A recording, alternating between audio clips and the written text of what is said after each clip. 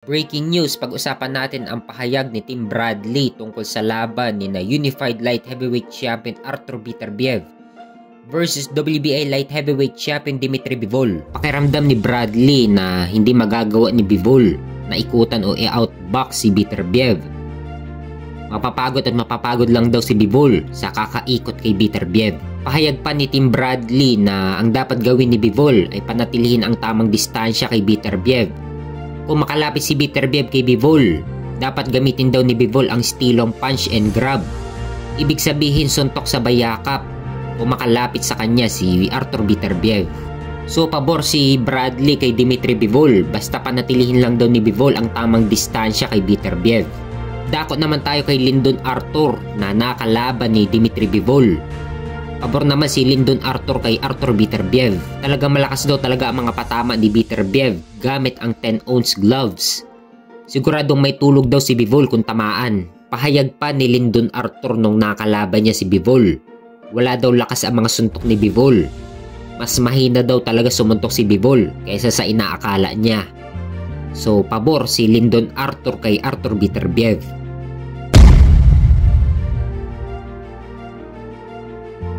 Sa kabilang banda naman, Unified Light Heavyweight Champion Artur Beterbiev hindi interesado na labanan si Unified Super Middleweight Champion Canelo Alvarez. Tinanong si Beterbiev kung interesado ba na labanan si Canelo. Pahayag ni Beterbiev na nung may belt pa si Canelo sa division niya sa Light Heavyweight, interesado daw siya na labanan si Canelo. Pero ngayon na wala ng hawak na belt si Canelo sa Light Heavyweight, hindi na daw interesado si Beterbiev na labanan si Canelo dahil wala na daw itong hawak na titulo sa 175. Ang tinutukoy ni Beterbiev dito nung nilabanan ni Canelo si Sergey Kovalev taong 2019. Pinaglabanan nila ang WBO Light Heavyweight title na hawak ni Kovalev at nakuha ni Canelo ang WBO kay Kovalev.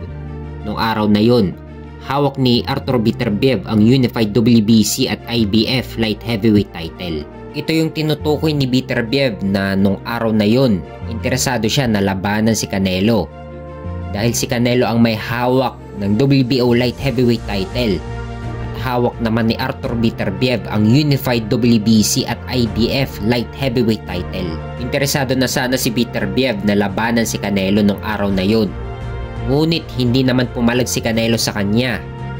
Mas pinili pa ni Canelo na bumaba sa super middleweight upang labanan si Callum Smith para sa WBA at vacant WBC sa super middleweight. At magmula nun, hindi na nangyari ang laban ni Beterbiev at Canelo.